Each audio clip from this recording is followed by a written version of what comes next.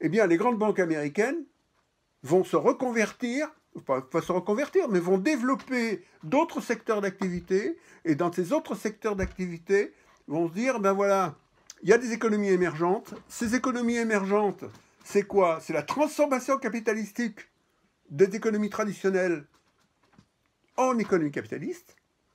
Donc, ça veut dire phénomène d'urbanisation. Donc, ça veut dire phénomène de construction, mais ça veut dire aussi phénomène d'industrialisation agricole, c'est-à-dire de mise en place d'une agriculture industrielle. Par exemple, ça veut dire que sur des centaines de millions d'hectares, oui, on peut dire sur centaines de milliers d'hectares, vous allez avoir un développement de la culture du soja.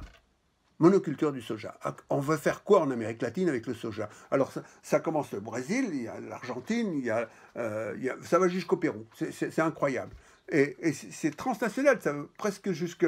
même ça touche une partie du Mexique et du Venezuela. Alors, qu'est-ce que ça veut dire? Ça veut dire que ces grandes banques vont financer la mise en place de méga grandes exploitations pour fabriquer de l'alimentation, soit de l'alimentation humaine, soit de l'alimentation pour le bétail. Et par exemple, on va déforester à outrance une partie du Brésil pour pouvoir faire de la culture du soja.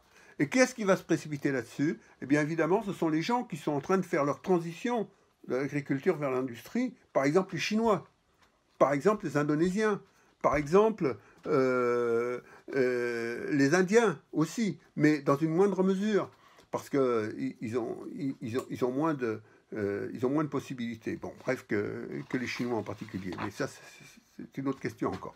Bref, qu'est-ce qui va se passer? Il va se passer que ces banques vont prendre des intérêts sur l'exploitation de nouvelles terres. Et ces banques, par exemple Goldman Sachs, va en particulier investir dans des sociétés qui vont justement faire de l'agriculture industrielle en Chine. Pourquoi?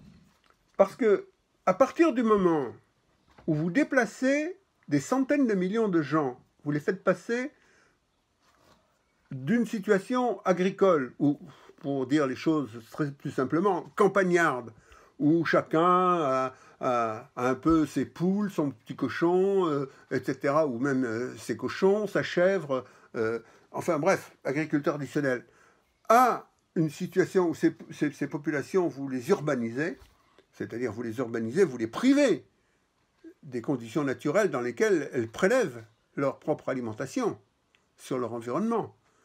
Donc vous êtes obligé de leur fournir une alimentation. Et leur fournir une alimentation, ça veut dire faire de l'élevage.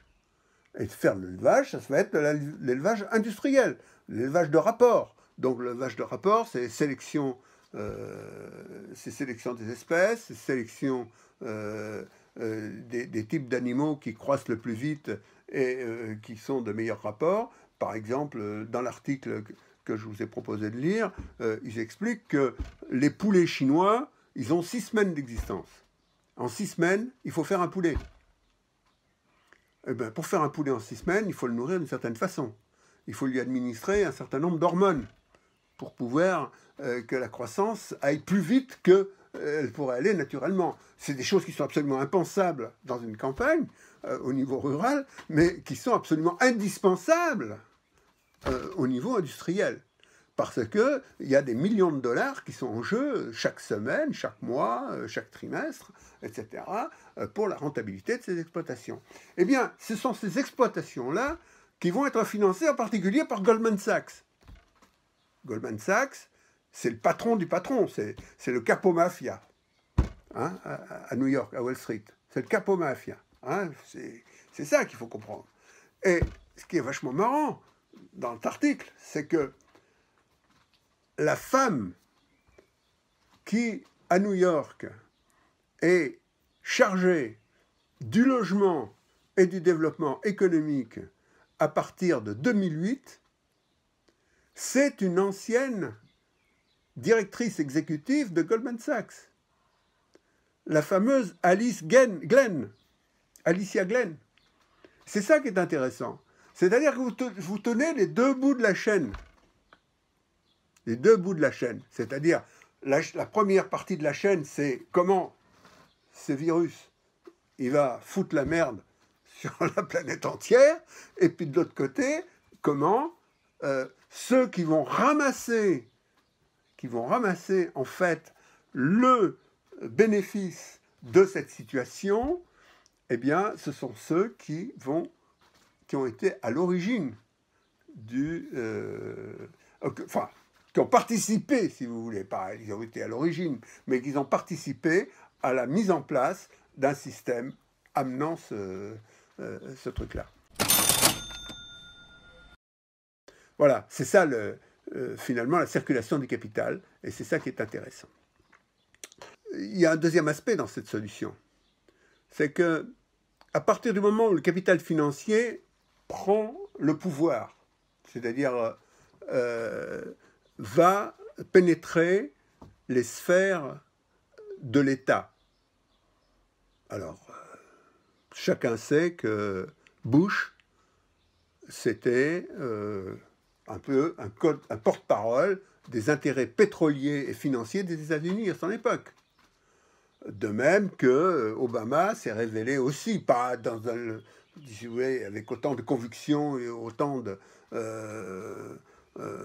d'effets, mais dans une certaine mesure a été aussi, si vous voulez, le porte-parole des intérêts du capitalisme américain. Trump, c'est la même chose aujourd'hui, en beaucoup plus violent. Et ce qui est intéressant par rapport à ça, c'est que ce néolibéralisme qui a été développé donc au point de départ, c'est une théorie économique qui est revendiquée par Wall Street pour rentabiliser les capitaux. Milton Friedman, il n'a pas découvert ça comme ça par hasard. Il a dit la meilleure façon de faire fructifier les capitaux, c'est d'avoir un réseau d'information pour savoir où sont les bonnes affaires. Et pour savoir où sont les bonnes affaires, il ne faut pas d'État, parce que l'État, il va mettre des réglementations un peu partout et il va empêcher les bonnes affaires de sortir. Pour faire des bonnes affaires, il ne faut pas d'État. C'est exactement comme, si vous voulez, le développement du fascisme en Allemagne. C'est chacun se démerde et c'est les plus forts qui gagnent. Eh bien, le néolibéralisme, c'est chacun se démerde et le plus fort qui gagne. Et pour que chacun se démerde, il faut démanteler l'État. Et démanteler l'État, ça veut dire quoi? Ça veut dire démanteler ce qui permet au prolétariat d'exister en tant que tel. C'est-à-dire ce qu'on appelle les biens communs. Vous savez que les biens communs, c'est ce qu'on dit en France, c'est devenu une formule un peu rituelle, c'est la propriété de ceux qui n'en ont pas. Par exemple, les HLM, par exemple la sécurité sociale, par exemple l'hospitalisation publique, par exemple l'école publique, par exemple, etc., etc.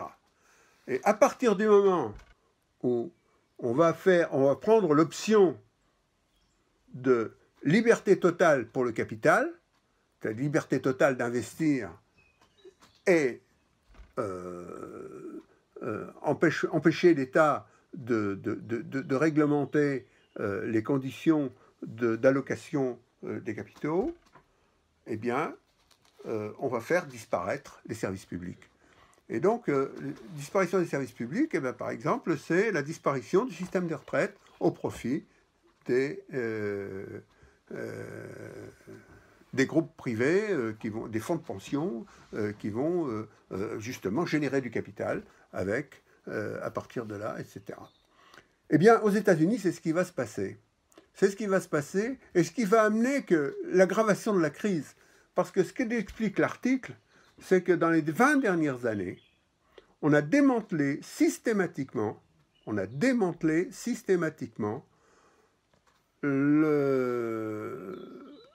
la structure de la santé publique.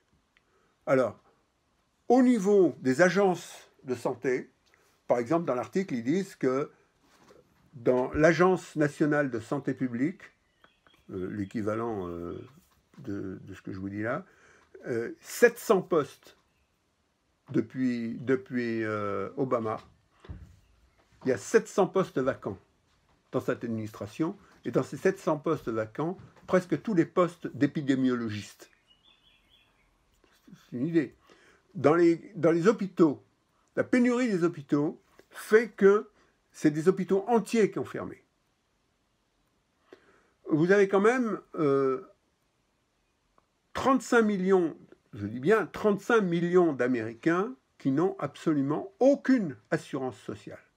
Et là, je vous parle d'un pays, un des pays les plus riches quand même de la planète, enfin riche en termes de statistiques, et on sait ce que valent les statistiques. Mais quand même, bon, c'est pas l'Azerbaïdjan ou c'est pas l'Afrique du Sud, hein, c'est les États-Unis. Bon, vous avez aujourd'hui, par exemple, sur New York, vous avez des centaines, je dis bien des centaines de milliers de gens qui n'ont plus aucune subsistance et qui ne peuvent pas payer leur loyer, qui n'ont pas de quoi payer une assurance sociale, qui sont en dehors de tout, qui sont en train de devenir des zombies.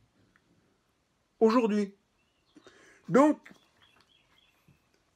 le capitalisme financier, si vous voulez, ben, il s'est retrouvé sur la fonction de prêt, comme je vous l'ai expliqué, mais en dehors de la fonction de prêt, il va se substituer à l'État lui-même, c'est-à-dire qu'en démantelant l'État, il a de nouvelles occasions de faire des profits. Alors c'est sur la question des retraites, c'est sur la question des santé, des mutuelles de santé, c'est sur la question de l'école privée, c'est sur la question même l'agriculture, etc., etc. C'est-à-dire que tout est bon. Hein, tout bois est bon pour faire du feu, et c'est l'État, si vous voulez, social qui est aujourd'hui aux États-Unis.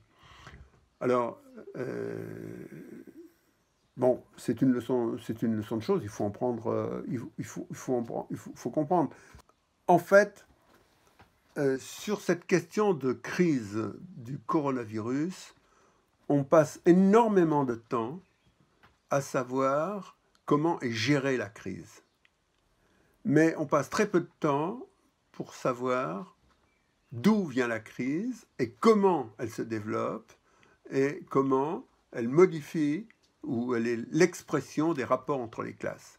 Et ça me paraît beaucoup plus important parce que cette compréhension-là conditionne, si vous voulez, le projet politique qu'on est capable de formuler. C'est-à-dire que face à la crise, quel projet politique ? À mon sens, il n'y a pas de projet politique réformiste qui puisse, sur le plan intellectuel, évidemment. Hein. Ensuite, sur le plan de ce qu'on peut faire dans la lutte des classes, comment on peut intervenir, etc., c'est une autre chose. Mais sur le plan intellectuel, il n'y a pas de voie réformiste en quelque sorte, c'est-à-dire d'aménagement du capitalisme possible dans cette situation. C'est-à-dire que le capitalisme a une histoire de son développement qui l'a poussé sans le vouloir, c'est-à-dire que en fait c'est la structure même qui l'a poussé dans cette impasse, et qu'on est dans une impasse. Et l'impasse d'où découle du reste le problème environnemental. Hein. La question environnementale, ce n'est que, si vous voulez, le prolongement de ce que je viens d'expliquer au niveau biologique, sanitaire. Eh bien,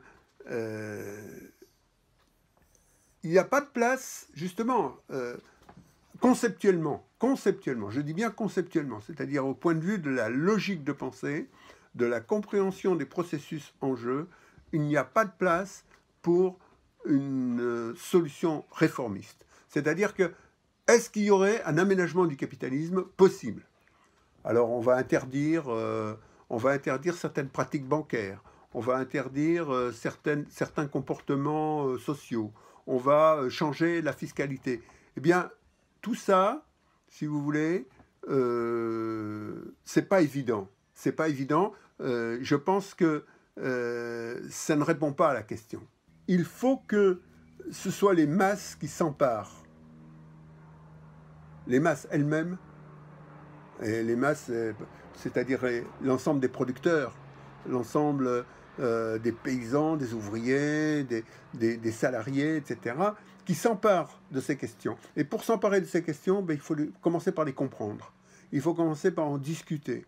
Et après, il faut refaire ce qu'ont fait nos prédécesseurs au XIXe siècle, déjà au XVIIIe siècle. Pensez à Rousseau, par exemple. Rousseau, il était dans son coin. Bon, il était un peu tout seul, mais pas tout à fait tout seul. Eh bien, c'est intéressant, il réfléchissait là-dessus en tout cas. Il réfléchissait parce que le droit de propriété, ça le heurtait. Et ensuite au XIXe siècle, ensuite au XXe siècle, ensuite il y a eu le stalinisme, cette espèce d'étouffoir, de camisole de force qui a été mis sur la tête du prolétariat. Et puis maintenant, il faut recommencer à construire. Et ce que je veux dire, construire, c'est pas forcément de dire ce qui est local, c'est l'avenir. Oui, moi je suis pour ce qui est local. C'est évident. C'est évident que je suis pour le local. Mais le problème, c'est que nous avons une planète de 7 milliards. Nous sommes 7 milliards. Ces 7 milliards sont une empreinte sur la planète qui est absolument terrible. Et il faut la desserrer, mais il faut la desserrer à condition que ces 7 milliards puissent vivre. Et aujourd'hui, il y a 1 milliard qui vit et il y a 6 milliards qui triment et qui ne vivent pas, qui survivent. Et c'est ça le problème. Voilà.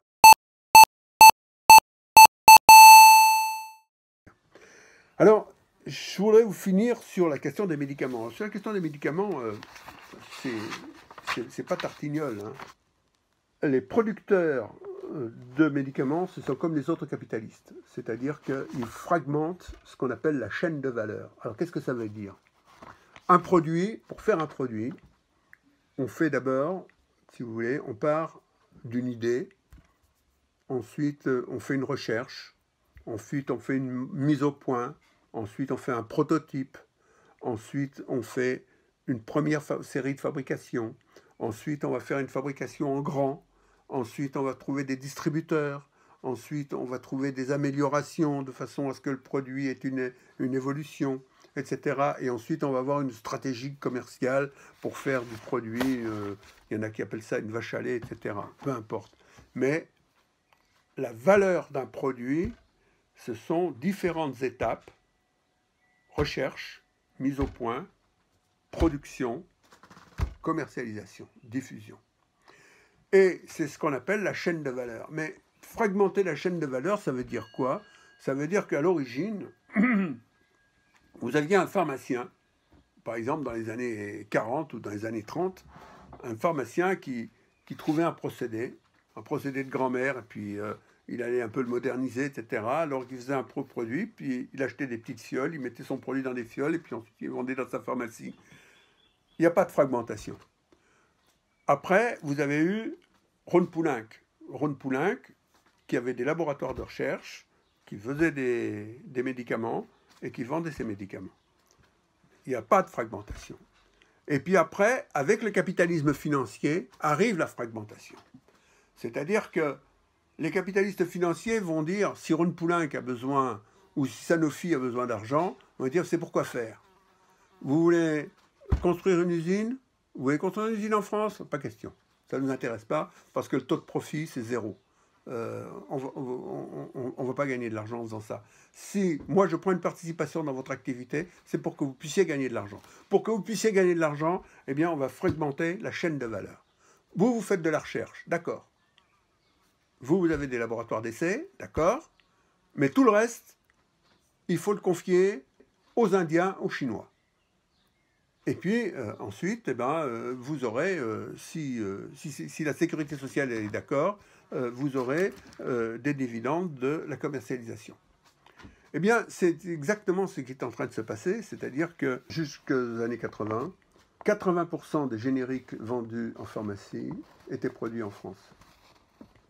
Et depuis les années 80, on a 80 à 85% des génériques qui sont produits en Inde ou en Chine, et seulement 20% dans les pays industrialisés.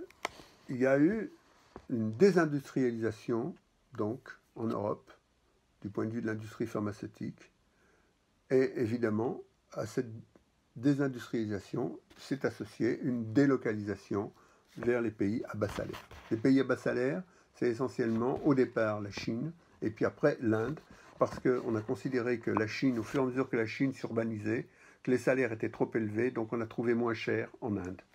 Et maintenant, on est en train de trouver moins cher qu'en Inde, en particulier en Asie du Sud. Et bientôt en Afrique du Sud, et ainsi de suite, etc.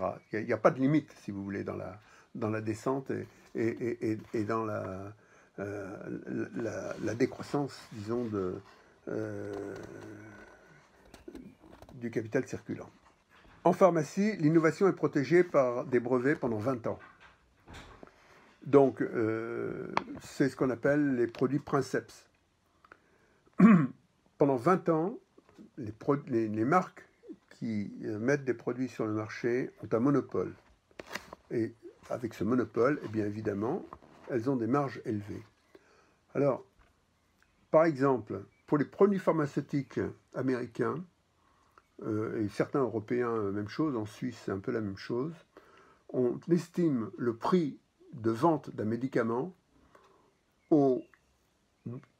si vous voulez, à ce que le malade paierait pour ne pas avoir sa maladie.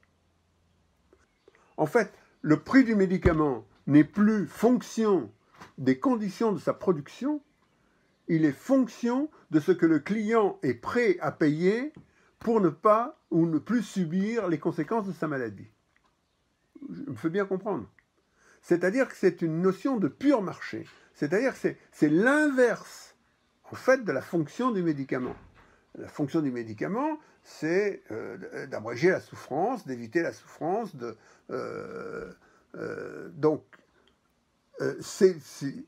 Et là, c'est pas du tout ça.